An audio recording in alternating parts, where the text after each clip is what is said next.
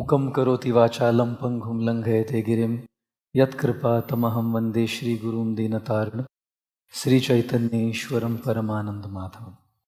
It is my great honor and pleasure, privilege to be amongst all of you here this evening. This afternoon, I'm still in Germany. I travel a lot and I see that every country has a USP, a unique selling proposition. When we talk about the United States of America, it has a USP: liberty, freedom, comfort for the citizens. When we talk about the United Kingdom, it has a USP: royalty, the supremacy of the Queen. When we travel to Japan, Japan has a USP: technology. You travel to the Middle East, Middle East has a USP: oil. And when we talk about India, India also has a USP, a unique selling proposition, something that all of us are known for. Sometimes I say, how do you recognize an Indian? An Indian is known by a man or a lady who will use the shampoo till the last bit by putting water to the bottle. How do you recognize an Indian? You would know an Indian by a man or a lady who will use the balan, the rolling pin, to squeeze the last bit of the toothpaste out of the toothpaste. How do you recognize an Indian? An Indian is a person who gives another person a missed call. That culture doesn't exist in the world. There's nothing like a missed call in the world, by the way, ladies and gentlemen. How do you know an Indian? You would know an Indian by a person who will use a t-shirt till there's a hole in it. And once it's unusable in the day because there's a hole in it, you would probably start using it in the night. And if it's still not usable in the night any longer, you keep it for Holi. And if it's not even usable for Holi, then you use that pocha. Then you know, for sure you know then that you are truly an Indian. Yes, ladies and gentlemen, we are known for our sparing nature. No wonder a lot of people in this world are super wealthy, in this country are super wealthy. India is known for Bollywood. India is known for its cricket. India is known for its beautiful architecture, magnificent edifices. India is known for its Himalayas. India is known for its literary contributions. India is known to be a developing economy now. Indeed, India is known for many, many things.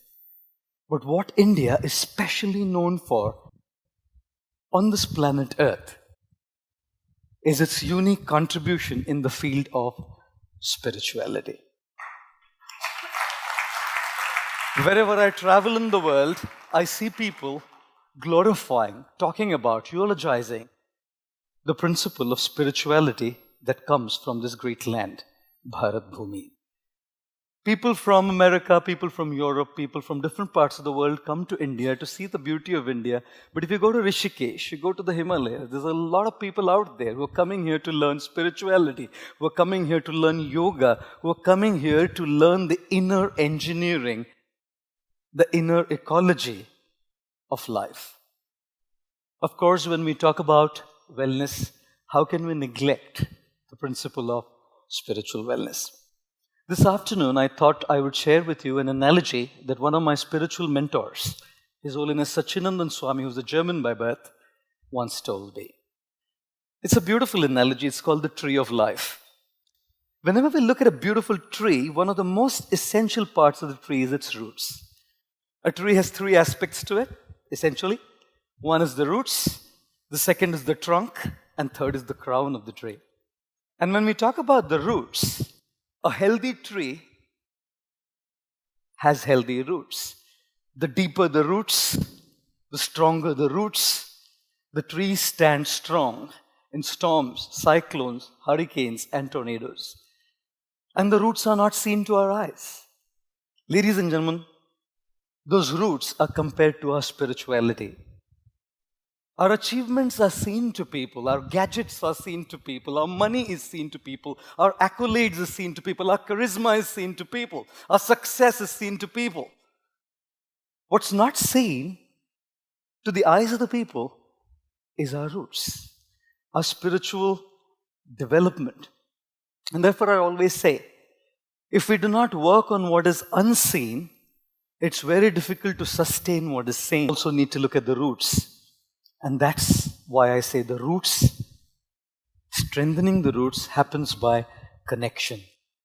Connection to our own selves, connection to divinity. That's why meditation, yoga, chanting, prayer is gaining such popularity all over the world, because everyone says that the unseen roots need to be strengthened so that the tree is strong. And when those roots are strong, the second aspect, which is the trunk of the tree is our physical and our emotional well-being. That's the trunk. And a trunk can stand strong and a trunk can stand stable only if the roots are deep and strong.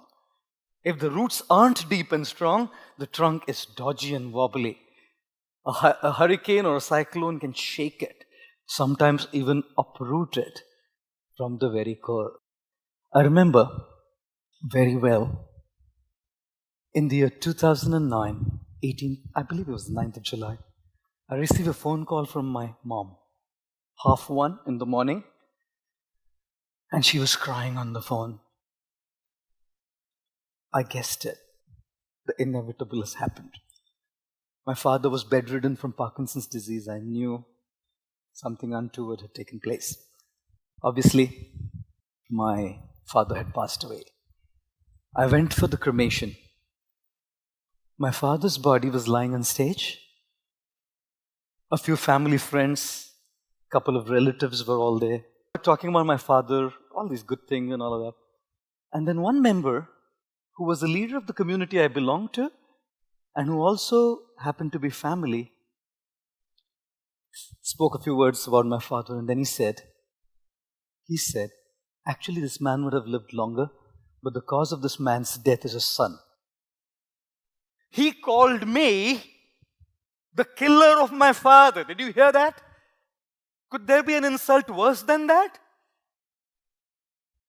That night when I went to my mom's house, even after years of my spiritual practice, I was tossing and turning as these words rang in my ears, that I was the killer of my father. It was because of me that my father had died. Ladies and gentlemen, my mind was restless. My emotional state had been disturbed. And when your emotional state is disturbed, you can't sleep, you can't get anything out of life. Your experience of life is proportional to your emotional state. Therefore, William Blake said, the mind can make heaven out of hell or hell out of heaven. That night, as I tossed and turned, I remember one statement my guru, Radhanath Swami, the author of The Journey Home, if you can grab it, read it, beautiful book. He said, do not give the remote control of your emotions to someone else. That man, by what he was saying, was pressing a button on the remote control and making me feel trash. I depend on you to say that your talk was great and feel good, and I depend on you to say that my talk was bad and I feel trash. That means I've given the remote control to you. I feel good because you make me feel good. I feel bad because you make me feel bad. And how shallow is life that I don't have the guts to take the control of my emotions in my own hands. Ladies and gentlemen, we have to learn how to take the control of our feelings in our own hand. I will not allow any damned person under the sun to make me feel good or bad by what he or she says. If they say good, fine, that's good. Appreciation, nice, I'm happy with it. And even if they trash me, fine, it's their opinion. It's the way they think. Ladies and gentlemen, the trunk is our physical and our emotional stability, and I'm not getting into the physical well-being because of paucity of time, obviously. And the last one is the crown. The crown is our contribution to the world. The crown is where the fruits come. The crown is where the leaves come. The crown is where the flowers come. And the fruits are for others. The flowers are for others. The leaves are for others. The shade that the crown of the tree gives is for others. I'm saying this because people say that life is like an ice cream. You should enjoy it before it melts. It'll indeed melt away. I say life is like a candle. You should bring light to others before it melts. Both the ice cream melts and the candle melts. But the ideology behind the ice cream is selfish enjoyment, and the ideology behind the candle is selfless contribution, selfless service to others. And each of us, in our own ways, must learn how to contribute like the crown of the tree. I must end with this little thing that I want to say. This last one point I would like to mention is this. If you've ever been on a flight, the members of the cabin crew will come there and say, "Ladies and gentlemen, this is a seat belt, I know. This you have buckle it, I know." I know some pilots are sitting here, I must apologize. You know, if there be a lack of oxygen supply in the cabin, oxygen masks will drop from the cabin above your heads. Secure your mask properly and breathe normally. Make sure your oxygen mask is secured properly before you help others. God, I thought this is the height of selfishness. But if you don't keep yourself in place, you can't help others. If you don't have resources, you can't share your resources. If you don't feel love, you can't share love. If you don't feel hope, you can't give hope. If you don't feel uplifted, you can't uplift others. Therefore, be selfish first. Care for your roots. Care for your trunk. Because only when your roots and trunk are in place, then the crown can give others. How many of you like to look beautiful? Any of you like to look handsome? Those who are not raising their hands think they're already good looking. Anyway, that's another story of it. One lady came to class, teacher came to class and wrote on the whiteboard, "I am beautiful." Which tense is it? The student says, "Past tense, madam." You know. Our late president, Shri Abdul Kalam ji, said a very nice thing which left a deep mark on me. He said, if you really want to look handsome, give your hand to some, and you will automatically look handsome.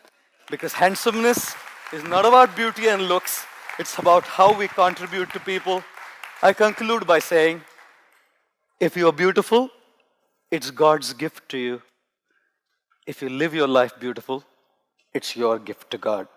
And therefore, the tree of life is about three things. Roots, unseen to the world. Deepen them by connection to the divine, connection to God, your spiritual practice, your meditation, your prayer. The trunk, which is about cultivation of emotional and physical wellness, emotional stability. Do not allow others to remote control you. And three, the crown is about contribution, giving, returning back, a sense of purpose. Because the purpose of life is a life of purpose. And thus the tree of life teaches us three things: connection, cultivation, and contribution. Ladies and gentlemen, I wish to thank all of you very, very much for your kind attention. Thank you very much.